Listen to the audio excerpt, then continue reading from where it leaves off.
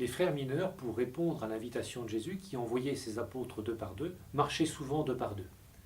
Alors frère Léon, un jour, se trouve avec François et il marche de Pérouse, à une vingtaine de kilomètres d'Assise, et il se dirige vers Sainte-Marie-des-Anges, Assise. Sainte-Marie-des-Anges, c'est le berceau de l'ordre de Saint-François d'Assise. C'est là qu'est né l'ordre. Et il fait froid, il neige, ils sont exténués. Frère Léon marche un petit peu devant frère François, et frère François l'appelle. Oh, frère Léon, écrit que si le frère mineur était si saint qu'il édifierait le monde entier, écrit que là n'est point la joie parfaite.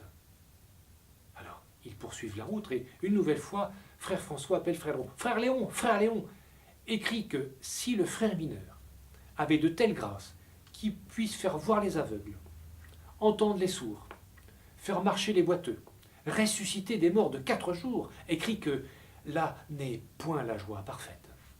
Ah, ils poursuivent la route, et comme ça, une nouvelle fois, frère Léon, écrit, écoute, que si le frère mineur avait si grande science et si grande foi qu'il pouvait convertir à la foi au Christ toute la terre entière, écrit que là n'est point la joie parfaite.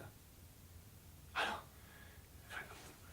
le frère s'exécute, mais à un moment commence à s'impatienter en disant, mais frère François, dis-moi enfin, au nom de notre Seigneur Jésus-Christ, ce qu'est la joie parfaite.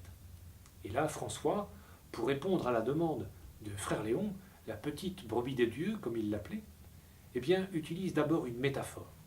Il dit bien, imaginons que tout à l'heure, en arrivant à Sainte-Marie-des-Anges, trempés par le froid, affamés, nous frappions à la porte du couvent, et qu'elle, le frère portier, arrive et nous dise « Non, allez-vous-en, vous êtes des mendiants et des voleurs, je ne veux pas entendre parler de vous. » Eh bien, si nous acceptons cela avec patience, bonté, sans récriminer contre notre frère, écrit que là est la joie parfaite. Et si nous, pressés par le froid, pressés par la faim, on insiste en disant « Mais si, mais enfin, c'est nous là, c'est frère Léon, c'est frère François, mais nous sommes vos frères !» Et puis que le frère portier sorte avec un bâton noueux, nous attrape par le capuchon, nous roule dans la neige, nous donne une volée de coups de bâton de ses nœuds de son bâton. Si nous supportons tout cela avec patience, avec allégresse, en pensant aux peines du Seigneur Jésus-Christ qu'il a eu à subir par amour pour nous, écrit que là est la joie parfaite. Parce que parmi toutes les grâces, frère Léon, que le Seigneur accorde, eh bien il y en a une qui surpasse les autres. C'est celle de se vaincre soi-même, par amour de Dieu. C'est pourquoi l'apôtre dit, c'est l'apôtre Saint Paul, il dit « Je ne mettrai point ma confiance autre que dans la croix du Christ. » La joie parfaite.